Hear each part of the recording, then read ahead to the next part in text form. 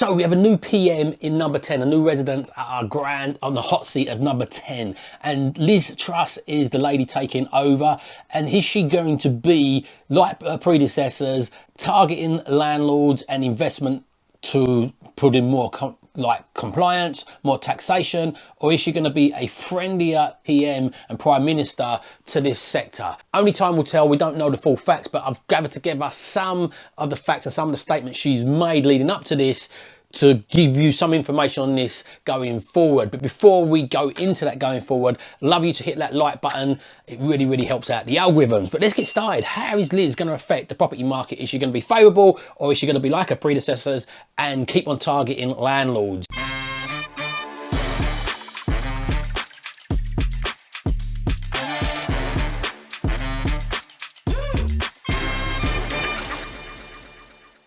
And this is in Property Report, and it says for every 11 applicants that are applying for a property, there is, well, for every one property is 11 applicants on average across the UK. Around 49% of the properties that was in the rental market have exited it. And this is mainly due to taxation and compliance that's been added into this sector. I'm for making the sector run better, but they've really gone OTT on this, and it's now making it unattractive for people. And then when you mix that with the fact that it's more complicated to build, we're getting a major, even worse, the crisis in the housing sector is worsening. So let's have a look at some of the things. This is in the insidehouse.co.uk, and it says Miss Truss appears to be set to bin the government long-term target of 300,000 homes. She's done a little tweet. I'm going to show you this tweet as well. People are paying 50% of their income in rent. We've got to increase the number of houses. If you look at countries like Germany, they've built a lot more houses, and that makes housing cheaper because there are fewer people chasing every house. And I think there are opportunities to allow more building up in cities. We could look at a zoning system like they have in other countries, so you don't need to go through all the red tape of the planning process again and again. The best way to generate economic growth is from bottom up, creating incentives for investment in taxation system and simplification of regulations. And she's talking about as well planning and levelling up. The levelling up program is getting that level more investment in the north, which has been coming over the last governments have been doing pretty well at that. And she's obviously wants to force forward with that, but she wants to go against their policies of before of making things, by the seams of it, this is what I'm reading into it, make it more simple for regulations and encouraging growth. And one of the ways she's saying about encouraging growth, she also says that the planning system is too barbaric, it's too slow, too complex, and we need to reform the planning system and cut the red tape. Again, she says a lot about like local people don't want buildings to be built in their local areas. She did reverse some of them. You can see in this message, I'll quickly show you this message of somebody challenging her. You were a Remainer, and now you're not. You supported Brits to fight in Ukraine, then you didn't. You wanted to build on the Green Belt, and now you don't. You wanted to abolish the monarchy, and now you don't.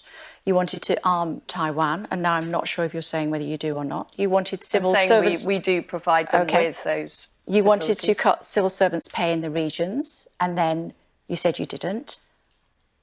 Will the real Liz Truss please stand up? Said some things, she reversed some things, and look, all politicians say things when they're trying to get into power. Whether they deliver on them is another thing. But look, this is on Tax Foundation. It says that the ex-chancellor of Exchequer, Rishi, proposed an increase in UK corporations from 19% to 25%. This is only for corporations that's earning over $250,000 a year. If you was underneath $250,000, it didn't affect you. It still stayed at 19%. And it was planning to increase national insurance contributions to raise more tax. So she is planning, like, she is promised to cancel both of these tax hikes and NI contributions as well. And her claim to this is, if you've got, like, we're going into an economic downturn, all the headwinds are against us for going to challenging economic times. And I can see her thoughts behind this. She got challenged. There's a video here from the Labour challenging her on this. That are already doing well are getting a £17 billion tax cut. While working people pay for the cost of living crisis. How on earth does she think that now is the right time to protect Shell's profits and give Amazon a tax break? I'm on the side of people who work hard and do the right thing. national insurance increase, and that is why we will keep corporation tax low.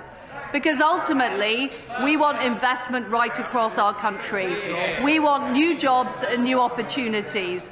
And that is what I will deliver as Prime Minister. You need to incentivise businesses to do business. If you squeeze businesses even tighter in an economic downturn, it's going to encourage them. It's going to encourage them to more take layoffs. It's going to encourage them to not more grow. So I'm with her. You do need to encourage growth.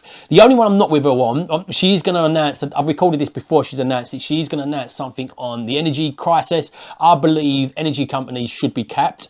I don't believe Amazon should be taxed harder, or these other companies, because they generate so much revenue and income in the economy as a whole. Without Amazon, loads of businesses wouldn't be there. Without Amazon, loads of jobs wouldn't be there. Loads of revenue wouldn't come into the economy, and the economy wouldn't be is where it's at without Amazon. So I feel they should be rewarded.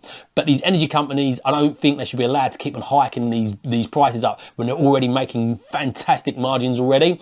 So that's my thoughts around that. But look, at the moment, it seems pretty positive that her responses to Labour, her responses to these different things, and what she's mentioned in the property market seems fairly positive at the moment. But as I said, what people say in politics, and what they do is two very different things. So please put in the comments what you think will happen. Please think if you think this was a good appointment for us going forward as property investors. And remember, if you don't evolve your ideas, you never live on your own terms. So evolve your ideas, live on your own terms, have a fantastic day. If you've not done it already, please hit the subscribe button and the bell icon so you get notified when we do more videos.